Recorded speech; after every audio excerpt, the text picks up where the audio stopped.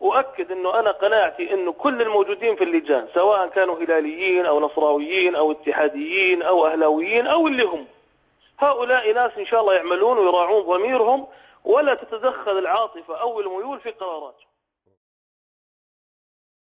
التفسير الأول أنه لجنة الانضباط تتصرف وفق ميولها. التفسير الثاني أنها ما هي لجنة انضباط، لجنة توجيهات، تجيها توجيهات بأنها تطبق القرارات معينة ضد الهلال.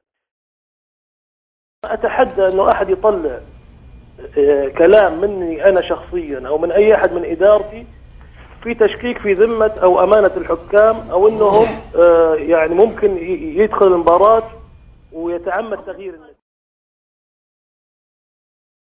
ولكن أنا أول مرة أشوف فريق يعني الحكم يعني كان ناقص يلبس شعار نادي القادسية ويشتكي من التحكيم. ولكن أنا أول مرة أشوف فريق يعني الحكم يعني كان ناقص يلبس شعار نادي القادسية ويشتكي من التحكيم. نفس الوقت لما يكون الهلال بوضع متميز تطلع لنا قرارات من هالنوع، يعني هذا المراد انه مثلا تسلب النقاط قدام الاهلي يعني نتعادل عشان فرق اخرى تلحق يعني